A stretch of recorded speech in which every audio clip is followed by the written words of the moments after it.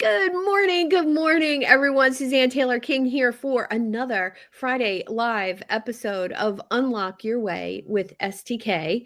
And we're here today with an incredible new connection I found and got introduced to, Eric Kaufmann. He is the managing partner of Sigatica. Awesome. Executive guide, girl dad, and incredible knowledge base on conscious leadership. And you just have this amazing story. I knew I had to bring you onto the show. Welcome. Thank you, Suzanne. I'm delighted to be here. I'm confident no one's ever introduced me as a girl dad, but I love it. So thank you. Oh, you're so welcome. I think it's so much more fun than saying father of two girls, right? Because a girl dad is just a different breed in my book. Obviously I had one too. And I think it's really incredible to describe you that way. Oh, that's beautiful. Thank you. Yeah. I mean, I have these amazing young women that are my daughters. So the girl dad is a cool ride. You know, it was, just a quick aside, it was like it was definitely like a spiritual evolution, right? To be a girl dad. I mean, there was something about, I grew up with three brothers, right? I grew up with a military father and three brothers. And so to have two daughters and to really allow that to inform me about this dimension of life that I didn't really have a lot of peek into as a the oldest of four boys in a rough and tumble space. It's been amazing. Yeah. And I love, I immediately see the tie-in to how you balance the masculine and the feminine and the conscious leadership connection of that awareness. But before we get into conscious leadership and all that goodness, I want to hear a little bit about your story and how you came to this executive guide position that you're in. Sure. Let's see. Yeah. So we already know, right? I was born the oldest of four boys. My dad was, had been in active military. My parents are amazing. My mom and dad are great. And as a young person, I couldn't wait to get the hell out of the house. So not a knock on them, but I had this overactive sense of autonomy. And I was like, I got to get out of there. And so I left, as soon as I graduated high school, I was gone. Right. And, I got to San Diego State back in the mid '80s to go to university. And as an unleashed youth with no direction and no container, 1980s at San Diego State was a remarkable time. But I should say that I learned so much, and none of it applied to my grades. And so while I was getting a lot of street cred, I wasn't getting any grades. And so I ended up getting kicked out of college. A whopping, I know, right? This is not going to go anywhere public, right? So nobody's going to hear. Oh no, nobody's going to hear this. Don't worry about it. It stays just between you and I. Especially my daughters, so I'm 19 years old and I'm kind of messed up, and I'm kicked out of college, and I had to sort of pause and say, okay, what is wrong with this picture? And it's a very sobering experience at 19 to suddenly have the rug pulled out from under and go, wake up, dude, you're going the wrong way. And so long story short, I started looking around for what does it take for a human being to get a hold of their lives, to get a grip, to get a grip. And I ended up doing a bunch of, experiential research of what's around, and found this spiritual community that was teaching Zen, and it looked like a bunch of people who really had their shit together, Turns out that's not true, because every human being is a mess. Everybody's working on getting their shit together. Continuously trying to figure it out. But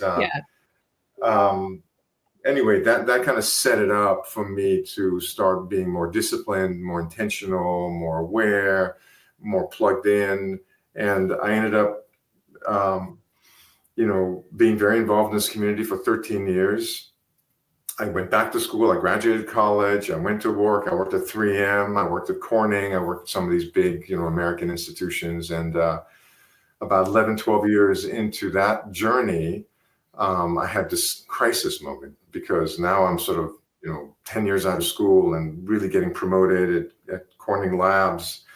And I'm in the spiritual community and really getting deeper and deeper into the life of kind of spiritual connection. And I was in sort of 31 or so, and I had this crisis moment saying, which way do I go?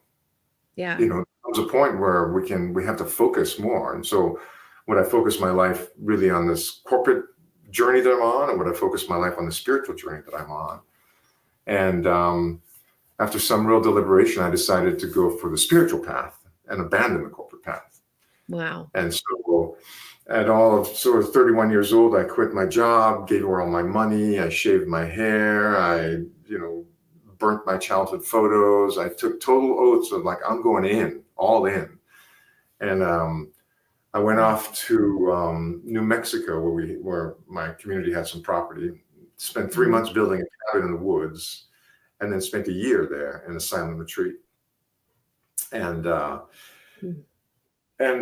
intent was that was going to be like, the entree into the deeper and deeper into the spiritual realm, because I'm in, right? I got no material stuff. I'm now a year in silence. But I'm getting to the point of how do I get to be the executive guide, right? So a year into the silent retreat, I have this revelation that says, dude, you're going the wrong way. It might not have said dude, but that's how it sounded in my head, right?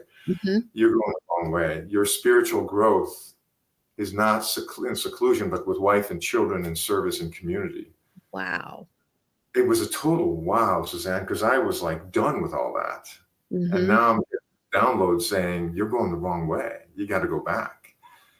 And so that was hard to stomach, I'm sure after being that, I mean, that's a big commitment to, just spend that long of a time in silence, but you made the commitment by doing all of that work to go into that.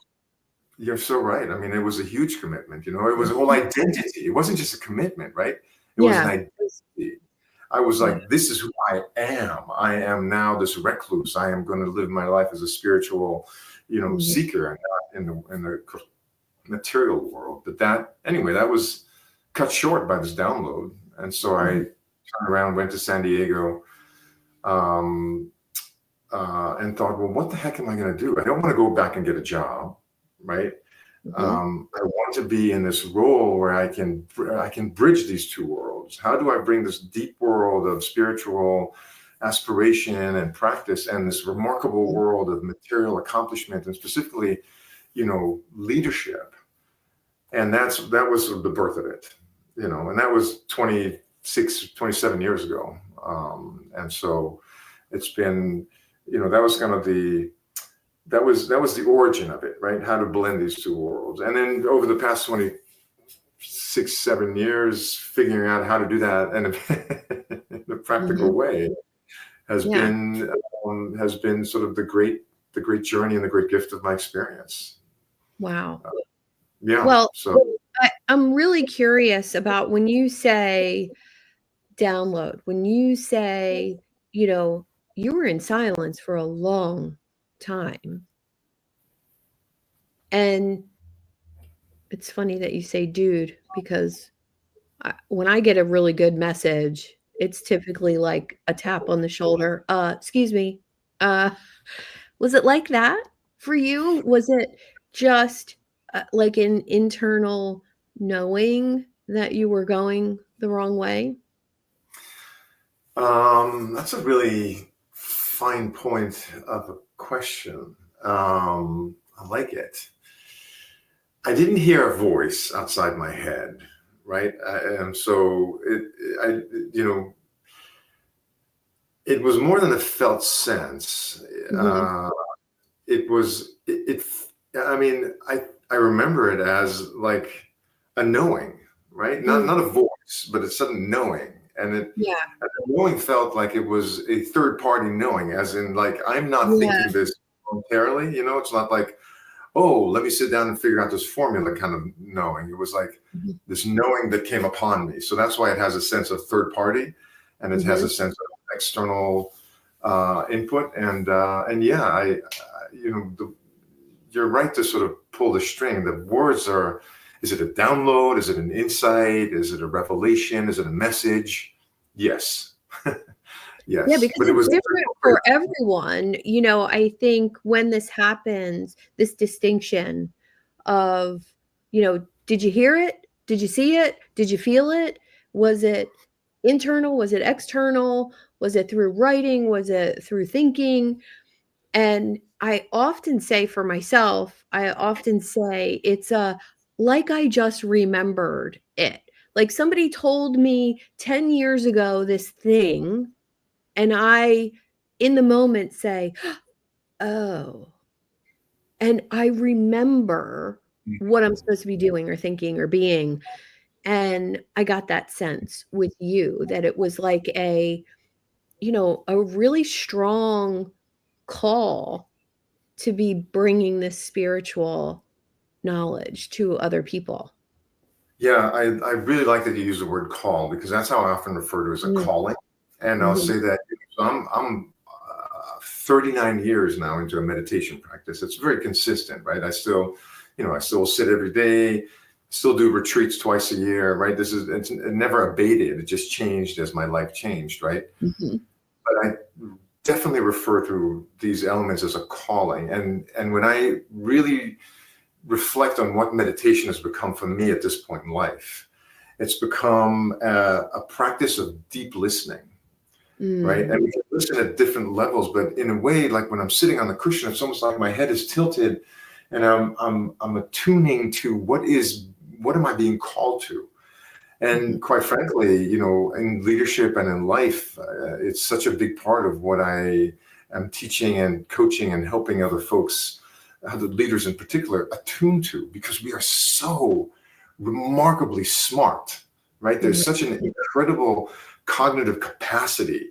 And especially the folks that you and I get the sort of privilege to work with are really, for the most part, smart, really accomplished, Yeah. sharp thinkers. And we tend to over-index our ability to think cognitively in linear ways and undervalue this kind of sense of spontaneity, of surprise, of illumination, of inspiration, of mystery. And I Mhm. think one of the things that great sort of thinkers are actually known for is not just thinking cognitively, but having the spaciousness to allow that inspiration to arise and inform them and guide them, right? Yes. And in every spiritual tradition, every religious tradition, we talk about being guided, right? But it doesn't have to be a divine being. It's the subtleness, it's the quiet, it's the remembering. I love the way you said that, right? There's a remembering that arises when we can get, present enough, and when we can get, you know, curious enough Mhm. to make space for that much subtler sound to arise. And often that is what shapes our lives. That is what, Edison was hunting in his laboratory when he spent 2,000 efforts trying to make the bulb, right? That's what Ford was hunting when he was trying to figure out the conveyor belt, right? These Mhm. inventors are not just there cranking smoke coming out of their ears. They're making space. It's Archimedes in a bathtub, leaning back, relaxing, and having the eureka moment. And I Yeah. think that is so critical and so undervalued, that we really need to bring that forth to have a more meaningful life. Mm. That's so good. So good because the way you describe it is so different than the way I describe it, but it's so the same. This idea of creating space, I love the way you say that. I say block the calendar, block the calendar and honor that time for yourself, whether it's an hour a day or 2 hours a day. I like 3 hours a day, but whatever that looks like for you, you have to intentionally create that space, or your day just gets filled with tasks and calendar appointments and clients and then the family responsibilities. And I, the idea of having space and time to allow thinking to happen, at least for me, has been key to everything great I've ever created, including my family and my son and my business. And I'd love to understand why this idea of giving time to yourself is so difficult for so many people. There are probably more than one reason why it is. Mhm. But the first thing that sort of arises is that we are performance based, Mm, right? So if you think of what you do from what we're exposed to from being a very little person all the way through, elementary school, middle school, high school, college, job, right? What do you performance reviews, right, are regular things in the job. When they talk about talent reviews, we look at potential and performance, right? How are we doing? And so we are performance based, which means action oriented, right? And it takes sort of a special teaching for somebody to realize that performance and reflection are not at odds, right? mm, That space for the emergent to come forward does not diminish our ability to get shit done, right? And yeah. I think we're in such a activity mode, and then not only is performance based, but we talked about the identity I had going into this sort of leaving corporate and being a spiritual person. When that suddenly changed, right? It wasn't just a function of doing something different. I had a new identity that was coming online, and I had to Yeah. grapple with not being the person I already decided I was and now being somebody different, right? And so we are rewarded for our performance. Our identity is rooted in doing stuff. And, you know, the more you have on a calendar, the more important you are by some accounts, right? And so there's a tremendous pressure around us to do, and there's very little encouragement around us to listen, Mm. you know. And to listen to other people is amazing. To listen to ourselves seems like just a ridiculous luxury. Mm, But to your ridiculous. But isn't that where growth comes from? From the reflection on, let's take a mistake, for example, or a failure. Uh, yeah. when you reflect on that moment in time and your reaction to that moment in time, isn't that where the learning comes from? Isn't that where the gifts come from for the future? I'm smiling because I love that you say that. I just love that you say that. I mean, yes. And I think I've written about this in all three of my books, right? This notion that we learn from our mistakes is really aspirational, because I've Mhm. made the same mistake more than once, and I've seen other people make mistakes multiple times. No, we Yes. don't learn from our mistakes, right? We Yeah. learn when we pause and digest the mistake and make sense of it. And so Mhm. I mean, it's so important what you're saying, right? We don't learn from the mistakes. We learn from the reflection if we pause and say, what happened? What were the sort of causes Mhm. for it? What can I do differently? What do I have to set up differently? Who do I need to be differently? What do I need to skip? Yes, it's the Yeah. reflection that is the learning, not the mistake. Right. And from a leadership perspective, from a life leadership perspective, but certainly organizational team, most of my clients are CEOs and C C-suite executives. Mhm. Um, it is fiduciary failure to not reflect. Yes.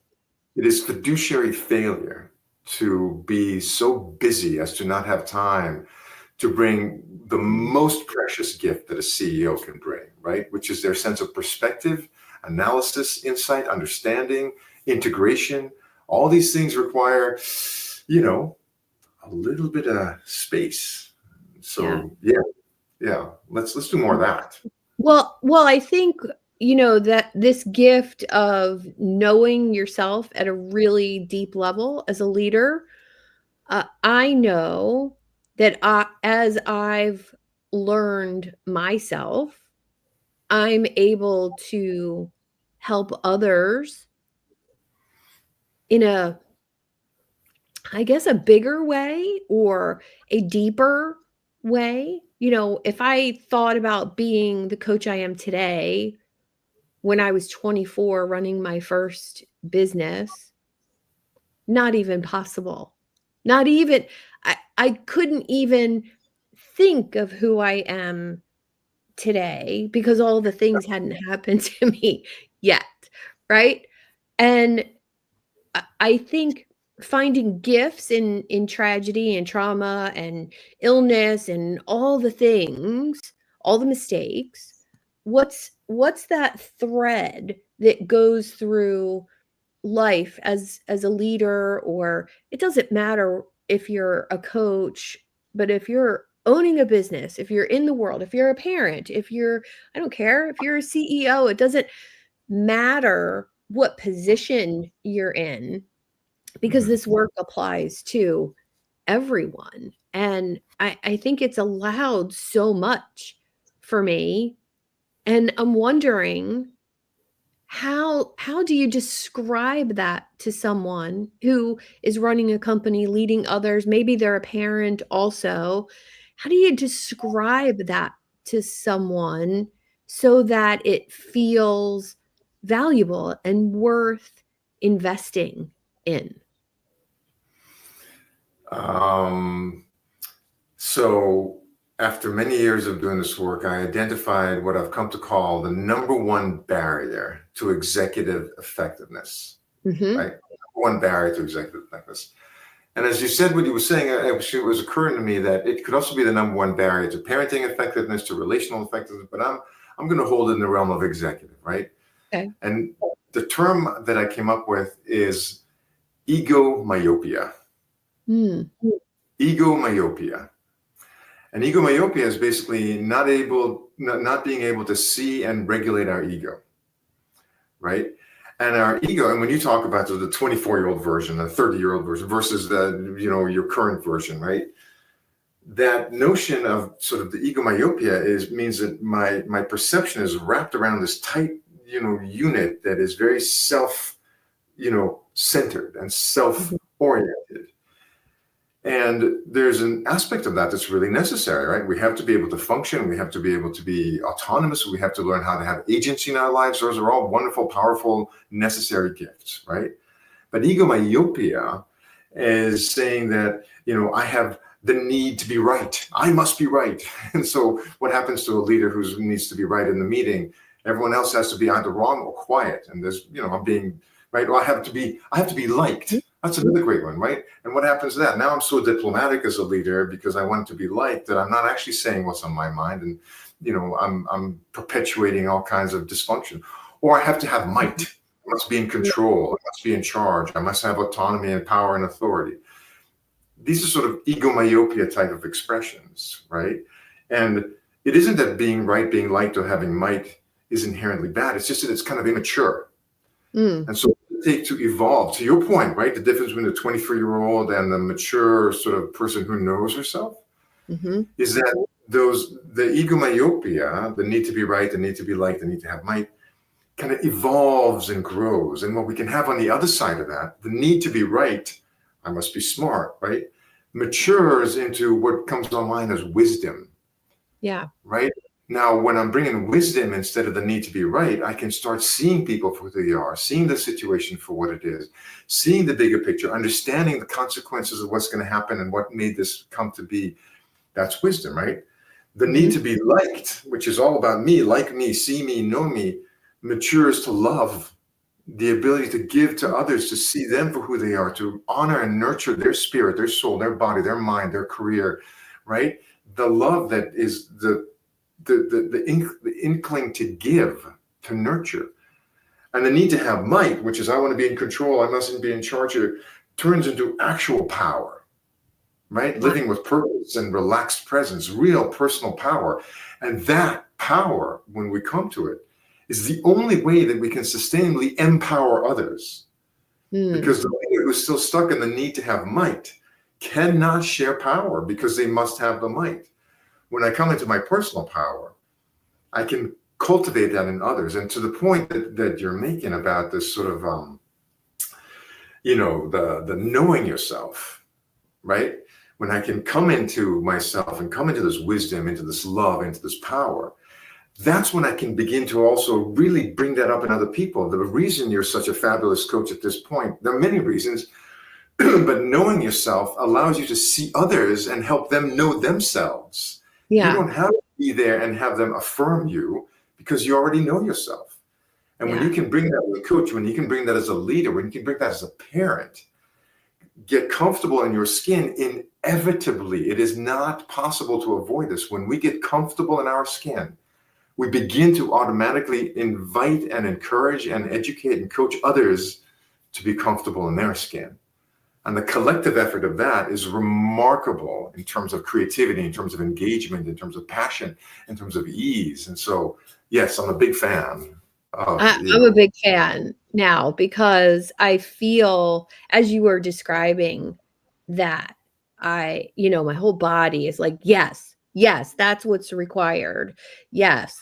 But you don't know that when you're not doing it or before you need to do it. Right. So there's this lack of awareness, I think, that happens. And I would love to know, I think just by being you bring awareness to it.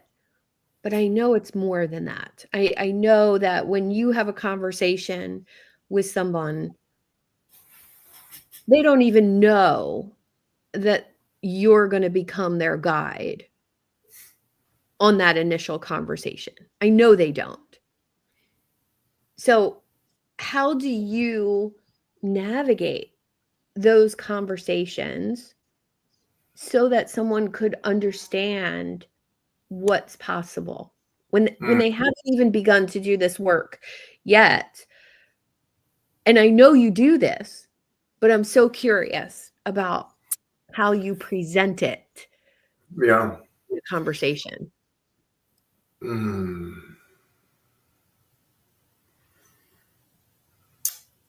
I had a conversation with somebody on Monday, this president of a company.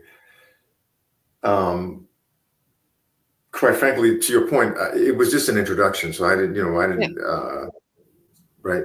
Who knew? But I think the first thing that I would say, and I think you and I probably share that, I care. Yeah. I genuinely, my long-standing sort of practices brought me to the point where humans are precious, and I care. I just care about,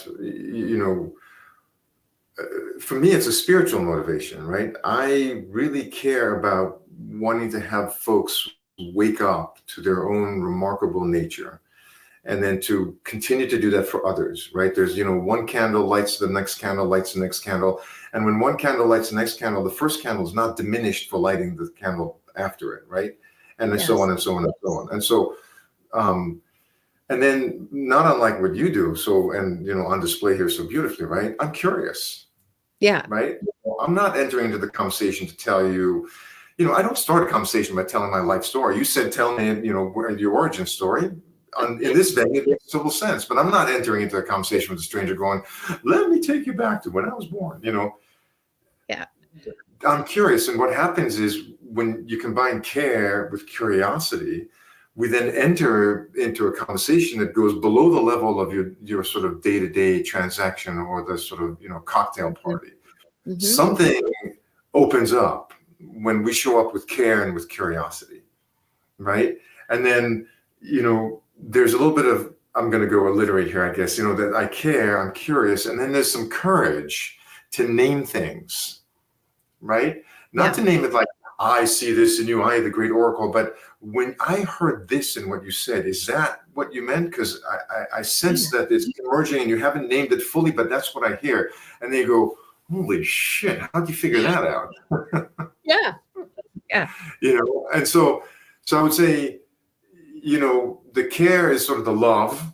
I wasn't intending to sort of put this together, but now that you're asking me, right? If I talk about wisdom, love, and power, right? Wisdom is one of the great markers of wisdom is curiosity, right? Wisdom isn't necessarily knowledge, right? Wisdom is the perception of things, and so this curiosity is the wisdom, right? The care that I'm referring to as the love, right? I really do care, and then the courage piece is part of the power.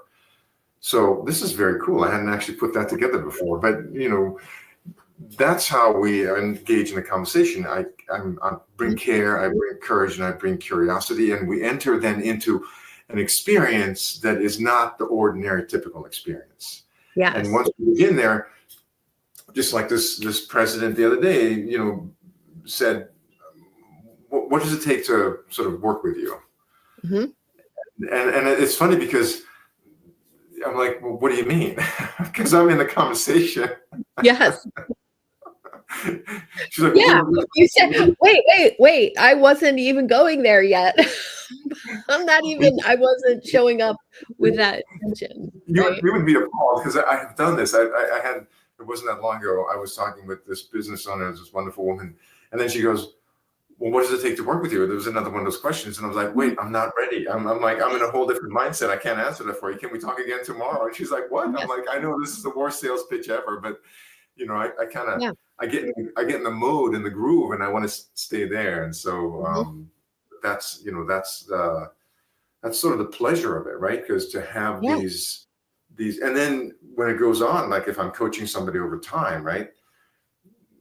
We can go places when, and I have so much experience, Suzanne, at this point. I've been doing this for 25 years. I'm chairman of the board of this organization. I'm sort of was inducted as a thought leader at the Institute of Coaching. I've written 3 books. I mean, the knowledge is just so vast. Right. That's not where I'm coming from. Right. What's interesting to me is who are you and how does your journey get sort of realized and how does that affect the team and then the organization, right? So that's a real pleasure. Yeah, I think it's such a gift. And I want to just say to many times coaches ask me, well, how do you get clients? How do you have a sales conversation? And what Eric just shared, that's how. And it's so beautiful the way you described that for me, because I can't tell you how many times that's happened for me in a conversation where someone has said, well, how do I hire you? And I'm like, huh? What? I wasn't even there yet. And if you're serious, let's talk the same time next week. But I want to finish where we were today. And this idea of serving others, you describe that so well. The love, the care, the courage. And you're such a deep listener. Do you think that's because you spent so much time in silence with yourself? For sure. Yes. I mentioned to you earlier, at this point in my life, I think of my meditation practice as a practice of listening. Yeah. And part of the reason that I got into this field was that I wanted to have a professional practice that would allow me to maintain my spiritual practice as part of the professional practice, right? And so the beautiful thing about coaching, about facilitating, and I do keynotes and I write. I mean, so it's not all sort of the yin. There's a yang component to it as well, right? There's the masculine and the feminine, as it were, the yin and yang. But, from the perspective of being attuned to another person, I have spent almost 40 years paying attention. I mean, if there's anything I'm trained in really thoroughly, it's paying attention. That is literally what I've done for thousands of hours, is just sit and pay attention. And so paying attention to another human. And when I work with teams, right, noticing the dynamics in a room, right, I'm noticing it, long before anyone else has noticed it. And because I'm listening at multiple levels, from the very sort of initial about the download, right, I'm listening at the head level, like what's the information. I'm listening at the heart level, as in what's the connectivity and the sort of the sense of communal energy. And I'm listening at the gut level, what wants to move here, right? And so as I'm listening at these three levels, I was with a client group that I'd worked with for a year, and I'm in San Diego, they're in San Francisco. So I went up there once a month and spent like a day with their executive team, right? It was kind of an intensive. And the COO had pulled me to the side when we were done one day, and he goes, "Eric, how do you do that?" I said, "How do I do what?" He goes, "How do you know exactly where we need to go every time we get together?" And I'm like, "Ira, I don't."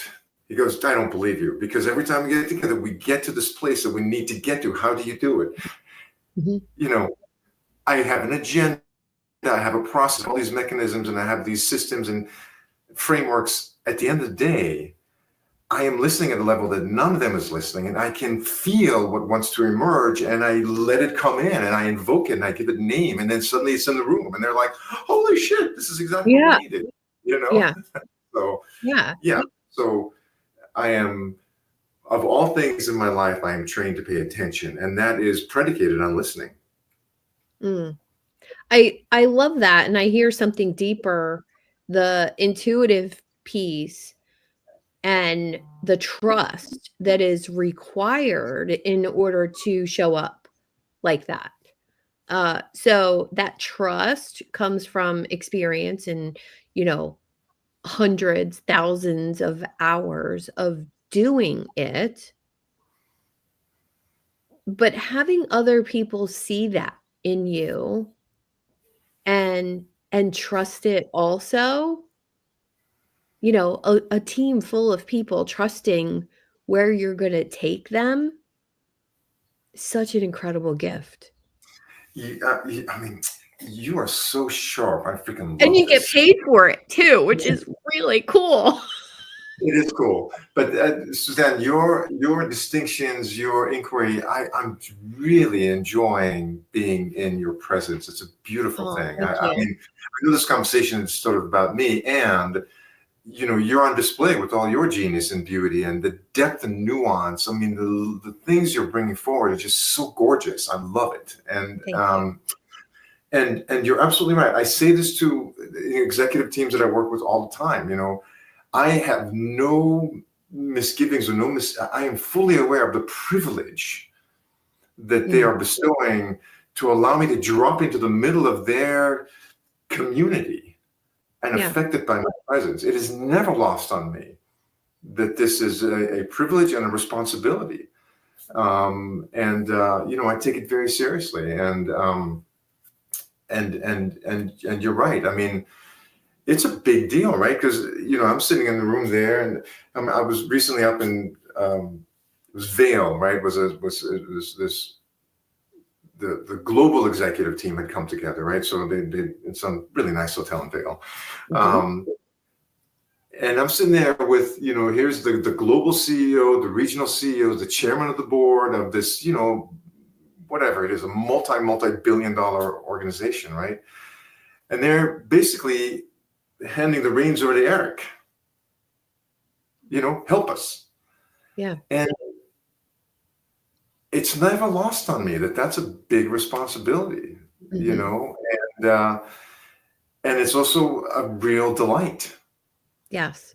It's a real delight to help them articulate and behave in ways that they haven't articulated and behaved before, that is net value adding to their business, Yes. and net value adding to their humanity, and so yeah, it is a trust. Forget trust fall from a chair, right? This is a it's a big trust walk. Yes. And I think there was Dr. Danny Friedland wrote a book called Leading Well from Within. And I've read it twice now. And this idea of self leadership so that you can help others lead, and being okay not being the leader also. That's a vulnerability piece that I'm intrigued by, because it's not all about me when I'm with a group of people or my own community. It's not, and a lot of times it feels like I'm the center of attention, but I'm not there for me. I'm there for the people in the room. And I think that is such a gift. I always say it's a gift to be learning things for other people. Just take AI tools for an example. I get to spend a couple hours every week diving into technology so that I can bring that knowledge to other people. I- Such a privilege in my mind. Yeah. Well, I mean, there's a couple of thoughts there. One is, to lead is to teach, right? I mean, the Mm, distinction between teaching and leading is a ludicrous one, right? To lead is to teach. The other yes. thing that occurs to me as you were saying that is, and you said that you had started out in the comments you just made, and then you said, I'm in the room. I think like you, right? I don't think there's a venue in which you're not the leader, Mm, but you have there's a continuum of what you do with that power, what you do with that role, what you do with that dynamic, right? And mhm, so, one way to describe that dynamic, that continuum is like taking space and holding space, mm, right? So on the one end of the continuum, I can take space and I can be intentional about taking space, right? If I want to guide, if I want to direct, if I want to insist, if I want to drive, I can take space. I can come all, and there's all the way over here is holding space, where I'm going to be much more of the container, right? That's inviting others to fill the space, right? yeah. And I think that's the maturity journey, because, you know, Eric in his young life was really much more into taking space, you Yes. know? Yeah. He didn't quite grasp this holding space, right? Eric at Mhm, this point can hold space beautifully, right? And I can zoom in here and take space, zoom out here and hold space. But I'm never like you, not sort of the leader, because that's at a certain point, that sense of authority, that sense of groundedness, that sense of trust, right, is not a role. It's a vibrational identity. It's the way of mm, being. And I think the journey of maturity, and so I work with CEOs in this all the time. The the egomyopia is really focused on holding space. I mean, on taking space. And the conscious leaders can move back and forth between taking space, right? I'll be in mm, charge now, do what I'm saying, or holding space. What do you guys want? You go do it. And mhm, it's not that we're not the leader; it's just we have range. And mm, this is one of the great sort of emphases in my coaching work and my facilitation work. I wrote this it was, I think, the second to last chapter in my book, Leadership Breakdown. I talk about forget change, build range. oh, that's good. That's I don't, really I don't, I don't coach people to change, because everyone I'm coaching is mature, sophisticated, successful. What the hell do yeah, you want to change for? right. But they're under resourcing their capacity, right? So there's not enough range in their responses and their thinking and their relating. And so my work is to help people grow range, right? Have more possibilities at hand from which they can make choices. And then Yeah. inevitably it looks like they've changed, right? But it's Mhm, situational, right? So that's uh I don't know that when you get to this point where you're the leader, you're a leader. mhm, But if you're a conscious leader, you have range. Agreed. I feel that's so rich, the description of that. It's almost adaptability in my mind. It's a willingness to be what other people need.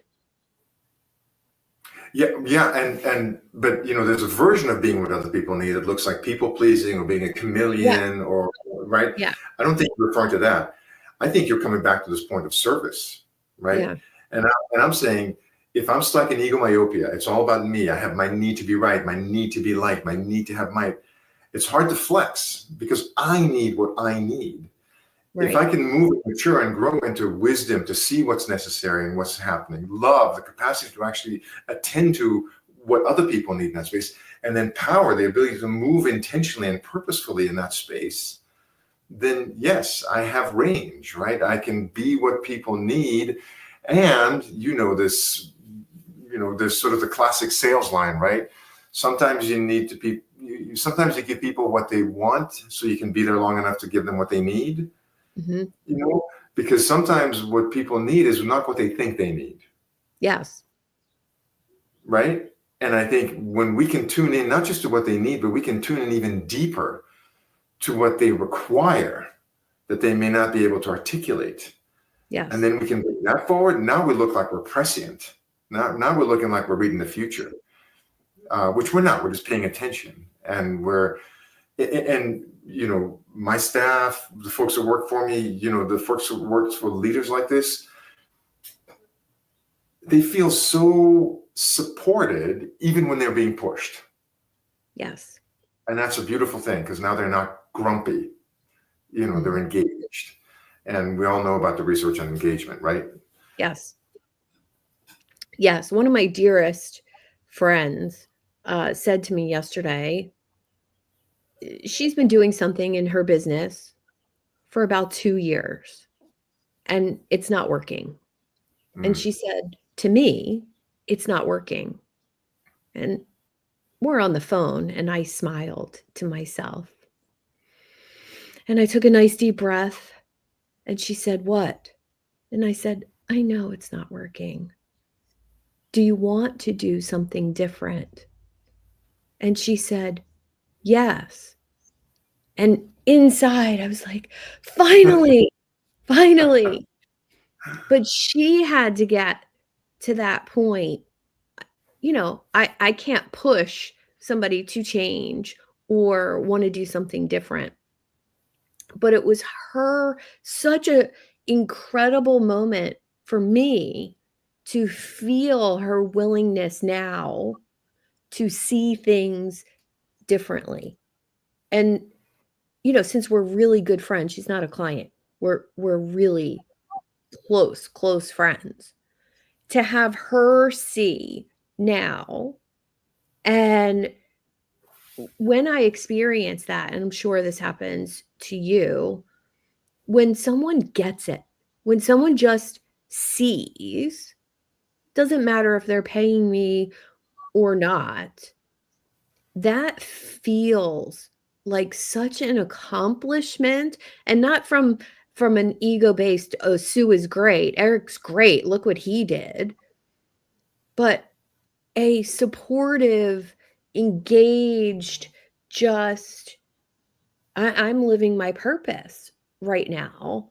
And I really feel as though I'm so thankful that you heard the message of bringing this message to your corporate experience.